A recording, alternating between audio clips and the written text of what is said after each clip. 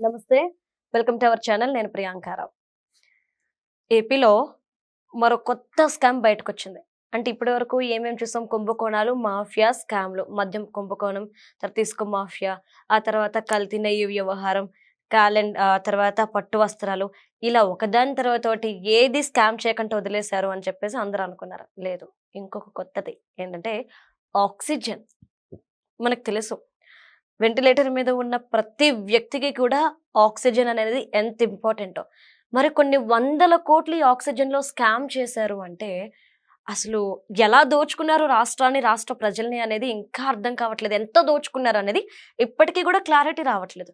మరి అసలు ఈ ఆక్సిజన్ స్కామ్ ఏంటి? దీని వెనుక ఉన్నది ఎవరు? ఎక్కడి నుండి, అంటే ఎప్పటి నుండి ఎప్పటి వరకు జరిగింది అనేది క్లియర్‌గా మనం ఈ వీడియోలో తెలుసుకుందాం.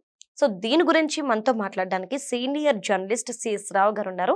ఆయన అడిగి తెలుసుకుందాం. నమస్కారం సార్. నమస్తే. కొత్తగా, అంటే నాకు తెలిసి ఇప్పటి వరకు ఇలాంటి స్కామ్ కూడా చేయొచ్చు అని ప్రపంచంలో ఎవరికి తెలియదు అనుకుంటా. అది ఆక్సిజన్ స్కామ్. ఇది వినగానే అందరికి ఆశ్చర్యం అనిపించింది. అంటే కరోనా టైంలో ఆల్రెడీ అందరూ విన్నారు. పెద్ద హాస్పిటల్స్ వాళ్ళంతా కూడా ఆక్సిజన్ విషయంలో స్కామ్ చేశారు అని.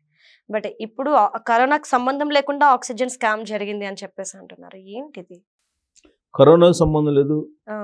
సర్వకాల సర్వావస్థల యందు అన్ని రకాలుగా అక్రమాలు చేయొచ్చు అని చెప్పి నిరూపించడానికి ఆంధ్రప్రదేశ్ ఒక కేంద్రం అయింది. ఏంటంటే గాలిని అమ్ముతున్నారు, తర్వాత భూమిని అమ్మారు. భూమి స్కాము, ఆకాశం, ఏది నీళ్లు అని పంచభూతాలని వరుస పెట్టేసి పంచభూతాలన్నింటినీ ఏ విధంగా అక్రమంగా సొమ్ము చేసుకోవచ్చో అన్ని రకాలుగా చూపించేశారు సినిమా. ఇంకా నిప్పు ఒకటే బ్యాలెన్స్ ఉందేమో. అది కూడా నిప్పు కూడా అవకాశం వస్తే అమ్ముండేవాళ్ళు, లేదంటే బయటకు వచ్చి ఉండేదేమో. సరే, అది కూడా మనకి తెలియదు కదా, వస్తే కానీ తెలియదు. ఇప్పుడు లేటెస్ట్గా ఆక్సిజన్ వచ్చింది కాబట్టి మనకు తెలుసు. ఆక్సిజన్లో కూడా ఇన్ని వందల కోట్ల కుంభకోణం జరిగిందా అని. ఆంధ్రప్రదేశ్లో ఉన్నటువంటి ప్రభుత్వ హాస్పిటల్, బోధన హాస్పిటల్ ఇవి ఉన్నాయి, గవర్నమెంట్ హాస్పిటల్స్. ఈ గవర్నమెంట్ హాస్పిటల్స్కి సిలిండర్లు, ఆక్సిజన్ సిలిండర్లు సప్లై చేసేటువంటి ఒక క్యూబిక్ మీటర్ ఏదో ఉంది దానికి లెక్క. దానికి 35 రూపాయలు ఛార్జ్ చేశారు సుమారుగా. బయట మార్కెట్లో 12 రూపాయలు, తెలంగాణలో 15 రూపాయలు ఏమో ఇస్తున్నారు. మరి ఒకే కంపెనీ, ఆ కంపెనీ ఆంధ్రప్రదేశ్లో ఉన్న అన్ని ఆసుపత్రులకి, ప్రభుత్వ ఆసుపత్రులకి ఈ ఆక్సిజన్ సప్లై చేస్తుంది. 12 రూపాయలు ఎక్కడ, 35 రూపాయలు ఎక్కడ? డబుల్ కూడా కాదు, డబుల్ కన్నా ఎక్కువ. అంటే 5 ఇప్పటి వరకు, ఈవెన్ కూటమి ప్రభుత్వం వచ్చిన తర్వాత కూడా ఇప్పటి వరకు అది దందా నడుస్తూనే ఉంది. ఇప్పుడు బయటపడింది, మీడియాలో వస్తే ఇప్పుడు బయటపడింది. అంటే ప్రభుత్వ ఆసుపత్రుల్లో డబుల్, అంటే రూపాయిన్నర వేసుకొని ఆక్సిజన్ అమ్ముతున్నారు. కొన్ని వందల కోట్ల రూపాయలు ప్రతి ఏడాదికి, ప్రతి 100 కోట్ల రూపాయలు కుమ్ముకోవడం. అది ఆ రోజున మంత్రి ఎవరున్నారు? అంటే విడుదల రజనీ గారు ఉన్నారు, అంతే కదా, వైద్య ఆరోగ్య శాఖ మంత్రిగా. అసలు దీని టెండర్ కన్ఫర్మ్ చేసింది ఎవరంటే 2014 నుంచి 2019 మధ్యలో ఉన్నటువంటి చంద్రబాబు నాయుడు గారి ప్రభుత్వం. దీన్ని టెండర్ను ఫైనల్ చేసేటువంటి క్రమంలో కొన్ని మార్గదర్శకాలని తయారు చేయాలని డిస్కషన్స్ జరిగినాయి, అంతే. ఫైనల్ చేయాల, కాంట్రాక్టర్ని ఫైనల్ చేయాల. కాంట్రాక్టర్ని ఫైనల్ చేసింది ఎవరు? 2019 నుంచి 2024 మధ్య ఉన్నటువంటి ప్రభుత్వం. ఆ ప్రభుత్వం ఏం చేసింది? 35 రూపాయలకి కన్ఫర్మ్ చేసింది ఆక్సిజన్. ఎలా చేస్తుంది? ఇప్పుడు అదే ఆంధ్రప్రదేశ్లో ఉన్నటువంటి ప్రైవేట్ హాస్పిటల్కి 12 రూపాయల నుంచి 15 రూపాయల మధ్యలో ఇస్తూ, ప్రభుత్వ ఆసుపత్రులకి 35 రూపాయలు ఎలా ఇస్తుంది? అంటే కుంభకోణం. ఎంత కుంభకోణం జరిగింది అనేది మనం ఎస్టిమేట్ చేస్తాం. అంటే ఆక్సిజన్ కూడా వదల, గాలిని కూడా వదల, వీళ్ళు దేన్ని వదల. ఒక్కొక్కటి బయటకు వస్తే కానీ తెలియట్లా. సరే, బయటకు వస్తున్నాయి. బయటకు వచ్చిన తర్వాత పబ్లిక్ సొమ్ము ఏమైనా రికవరీ చేస్తున్నారా? పోనీ బయటకు వచ్చిన దాని మీద శిక్షలు ఏమైనా వేస్తున్నారా? కేసులు ఏమన్నా పెట్టి శిక్షలు పడేలాగా చేస్తున్నారంటే లేదు. ఈవెన్ కల్తీ నెయ్యి విషయంలో కూడా, తిరుమల తిరుపతి దేశానికి సంబంధించి కల్తీ నెయ్యి విషయంలో ఇప్పుడే ప్రచారం చేస్తున్నారు. అసలు నెయ్యే కల్తీ కాలేదు. వాళ్ళు చెప్పినట్టు కొవ్వు లేదు కాబట్టి, ఫ్యాట్ లేదు కాబట్టి, జంతువుల కొవ్వు లేదు కాబట్టి కల్తీయే లేదని చెప్పి అంటున్నారు.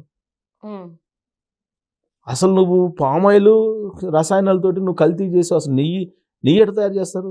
పాలు ఉండాలి, పాలు నుంచి కదా నెయ్యి వచ్చేది, పాలు నుండి పాలే లేవు కానీ నెయ్యి తీసుకొచ్చారు వీళ్ళు. పాలలో ఎంత మేగడ ఎక్కడ నుండి వస్తుంది? పాలే లేకుండా నెయ్యి తీసుకొచ్చారు.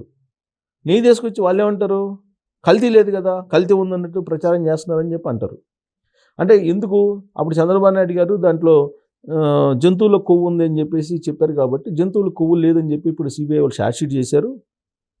కాబట్టి దాంట్లో జంతువుల కొవ్వు లేకుండానే జంతువుల కొవ్వు లేదు కల్తీ ఉందని చెప్పట్లా మళ్ళీ వాళ్ళు. జంతువుల కొవ్వు లేదని చెప్పి సిబిఐ తెలిసింది కాబట్టి మా క్లీన్ చిట్ వచ్చేసింది అనేటువంటి ప్రచారం చేసుకుంటున్నారు. అంటే ఏమీ లేని చోట ఉన్నట్టు క్రియేట్ చేస్తుంది ఇప్పుడు ఉన్నట్టు కూటమి ప్రభుత్వం అనేది రెండు రోజుల నుంచి సోషల్ మీడియాలో బాగా స్ప్రెడ్ చేస్తుంది. అలాగే ఇప్పుడు ఆక్సిజన్ వచ్చింది ఇష్యూ. ఈ ఆక్సిజన్ ఇష్యూని బయటకు తీసామనుకోండి, దానికి ఇంకో రకంగా చెప్తారు. లేదు అరెస్ట్ చేశారనుకోండి, కక్ష సాధింపు అంటారు. లిక్కర్ స్కామ్ ఉంది, లిక్కర్ స్కామ్ అసలు స్కామే లేకుండా లిక్కర్ స్కామ్ అరెస్ట్ ఎట్లా చేస్తారు, అసలు స్కామ్ ఎందుకు ఉంటుంది, ప్రభుత్వం అమ్మినప్పుడు స్కామ్ ఎందుకు ఉంటుంది అని చెప్పి జగన్మోహన్ రెడ్డి గారు ప్రశ్నిస్తారు. చివరెడ్డి భాస్కర్ రెడ్డి గారు ఏమంటారు, నేను అసలు ముందే తాగను, లిక్కర్ స్కామ్లో నేను ఎందుకున్నాను అంటారు. ఏవన్గా ఉన్నటువంటి రాజకేష్ రెడ్డి ఏమంటాడు, నేను ప్రభుత్వానికి ఐటీ సలహాదారుని, లిక్కర్ స్కామ్తో నాకేం పని, ఇవన్నీ కక్ష సాధింపు కేసులు అని అంటారు. బాలాజీ గోవిందప్ప ఏమంటారు, నేను ఆడిటర్కి నాకేం పని లిక్కర్ స్కామ్ తోటి అని అంటాడు. ధనంజయ రెడ్డి గారు ఏమంటారు, నేను ఒక ఐఏఎస్ని సీఎంఓకి సలహాదారుగా ఉన్నాను, నాకేం పని అని ఆయన అంటాడు. మరి ఇవన్నీ చేసింది ఎవరు? ఇప్పుడు ఈ మొత్తం హవాలా చేసింది ఎవరు? బంగారం కొనుగోలు చేసి తీసుకొచ్చింది ఎవరు? ఇవన్నీ ఎవరు? ఇప్పుడు రేపు ఆక్సిజన్ కూడా అదే చెప్తారు, ఆక్సిజన్ మాకేం సంబంధం ఆక్సిజన్ అంటారు. వైద్య ఆరోగ్య శాఖకు సంబంధించి వాళ్ళు చూసుకోవాలి, మాకే సంబంధం అంటారు. కానీ ఏది జరిగినా, ల్యాండ్ స్కామ్ జరిగినా, మైండ్ స్కామ్ జరిగినా, లిక్కర్ స్కామ్ జరిగినా, ఇవాళ ఆక్సిజన్ స్కామ్ జరిగినా, ఏది జరిగినా ప్రభుత్వంలో ఉండేటువంటి వాళ్ళకి తెలియకుండా జరుగుతుందా అని ప్రశ్న వేసుకుంటే వచ్చే సమాధానం ఏంటి? ల్యాండ్ స్కామ్ ఎంత చేశారు? జగనన్న కాలనీలను పెట్టారు ఆ రోజున. ఈ జగనన్న కాలనీలను పెట్టి ఆయా గ్రామాల్లో భూములు తీసుకొని 5 లక్షల నుంచి 3 లక్షల నుంచి 5 లక్షలు 8 లక్షల తీసుకొని వాటి వాల్యూ ఎంత వేయించారు? ఎకరాకి 25 లక్షలు 30 లక్షలు వేయించారు, కొన్ని చోట్ల 50 లక్షలు కూడా వేయించారు. మొత్తం రాష్ట్ర వ్యాప్తంగా కొన్ని వేల కోట్లు కుంభకోణం జరిగిందని చెప్పేసి ఆ రోజున ప్రతిపక్షంలో ఉన్న తెలుగుదేశం పార్టీ బయటపెట్టింది. మరి అధికారంలోకి వచ్చింది కూటమి, దాని మీద ఎంక్వైరీ ఎందుకు వేయట్లేదు? దాని మీద ఎంక్వైరీ చేయాలి కదా. ఇవాళ కూడా జగనన్న కాలనీలు అనేవి ఉన్నాయి కదా, దానికి అసలు బిల్లు ఎంత చేశారు అనేది బయట పెట్టాలి కదా, బయట పెట్టలేదు. దాని మీద అసలు ఒక్క లిక్కర్ స్కామ్ తప్ప మిగతా ఏమి కదిలించాల. ఒక్కోటి మీడియాలో వస్తున్నాయి. ఇప్పుడు వచ్చింది ఆక్సిజన్ స్కామ్ అంటే చిన్న స్కామ్ కాదుగా, రెగ్యులర్గా ఆక్సిజన్ సిలిండర్లు సప్లై చేస్తారు గవర్నమెంట్ హాస్పిటల్కి. ఇప్పుడు గవర్నమెంట్ హాస్పిటల్ అయితే గవర్నమెంట్ పరిధిలో ఉంటాయి, ప్రైవేట్ హాస్పిటల్ అయితే అలా ఉండదు కదా. ఇప్పుడు పీపీపీ మోడల్లో గవర్నమెంట్ హాస్పిటల్ కడతానని చెప్పి చంద్రబాబు నాయుడు గారు చెప్తున్నారు. వద్దు అని గవర్నమెంట్ ఆధీనంలో కట్టాలని చెప్పి జగన్మోహన్ రెడ్డి గారు అంటున్నారు. ఎవరైనా సరే పీపీపీ మోడల్లో కనుక మీరు నిర్మించడానికి వస్తే అధికారంలోకి వచ్చిన తర్వాత 2 నెలల్లో నేను జైల్లో పెట్టిస్తానని చెప్పి భయపించాడు. ఎవరు రాలా. ప్రభుత్వ ఆధీనంలో ఉండాలి మెడికల్ కాలేజీలు అని ఎందుకు అనుకుంటున్నారు? బోధన ఆసుపత్రులు ఇవన్నీ ఎందుకు ఉండాలనుకుంటున్నారు అనేది ఇప్పుడు అర్థమవుతుంది. అంటే ఆక్సిజన్ మామూలుగా గవర్నమెంట్ కాలేజీలు అయితే మొత్తం గవర్నమెంట్ కాలేజీలో గవర్నమెంట్ పరిధిలోనే ఉంటే ఇలాంటి దందాలన్నీ కొనసాగుతాయి. పీపీపీ మోడల్లో ఉండే అయితే కుదరదు కదా, ప్రైవేట్ మేనేజ్మెంట్ ఉంటుంది, సో కుదరదు. అదే ఆక్సిజన్ 35 రూపాయలకి ఎందుకు కొంటాడు పీపీపీ మోడల్లో బోధన ఆసుపత్రుల్లో ఉంటే? అదే ప్రభుత్వంలో ఉందనుకోండి 35 రూపాయలు కదా, 40 రూపాయలు కదా, 45 రూపాయలకైనా బిల్ చేసేసుకొని దందా చేసుకోవచ్చు. అందుకే బహుశా పీపీపీ మోడల్ వద్దంటున్నారేమో అనిపిస్తుంది. లేదంటే ఇప్పుడు ఆక్సిజన్ కుంభకోణం బయటకు వచ్చిన తర్వాత కొన్ని 100 కోట్ల రూపాయలు 5 సంవత్సరాల్లో మీరు ఎన్ని సిలిండర్లు సప్లై చేస్తుంటారు? ఒక క్యూబిక్ మీటర్కి వచ్చేసా డబుల్ రూపాయిన్నర మీరు వేసుకున్నారంటే ఎన్ని 100 కోట్లు మీరు దీంట్లో కుంభకోణాలు పాల్పడి ఉంటారు? ఎవరు పాల్పడి ఉంటారు? దానికి సంబంధించిన విచారణ మళ్ళీ వేయాలి. సిట్ ఏదో విచారణ చేస్తే ఏదో మళ్ళీ విచారణ చేస్తుంది, ఎవరో ఒకరి మీద కేసులు పెడుతుంది, ఎవరో ఒకరిద్దరిని అరెస్ట్ చేస్తుంది. లాస్ట్కి అసలు చేసినటువంటి వాళ్ళు చెప్పినటువంటి వాళ్ళు మాత్రం హ్యాపీగా ఉంటారు. ఇప్పుడు కేసులో కూడా ఇప్పుడు కల్తీ నెయ్యి కేసులో కూడా క్వాలిటీ కంట్రోల్కి సంబంధించినటువంటి అధికారులు దొరికారు. తర్వాత జైన్స్ ఆ బోలేబాబాకి సంబంధించిన వాళ్ళు దొరికారు. అసలు చేయించిన వాళ్ళు happy, safe side. Rajasekhara Reddy గారి టైంలో ఏం జరిగింది? మైనింగ్కి సంబంధించి కిట్ ప్రోకోలో ఐఏఎస్ లోపలికి పోయారు. పొలిటీషియన్స్ వెళ్ళలేదు, ఐఏఎస్ లోపలికి వెళ్ళారు. చేసిన వాళ్ళు వెళ్తారు. జగన్మోహన్ రెడ్డి గారు ముఖ్యమంత్రిగా ఉన్నారు. జగన్మోహన్ రెడ్డి గారు ప్రభుత్వం పోయిన తర్వాత వెళ్ళింది ఎవరు? ఐపీఎస్లు వెళ్ళారు జైల్లోకి. ఎవరు? సీతారామన్ గారు ఇల్లే కదా వెళ్ళింది. తర్వాత సంజయ్ సిఐడి వాళ్ళే కదా జైలుకి వెళ్ళింది జగన్మోహన్ రెడ్డి గారు హయాం అయిపోయిన తర్వాత.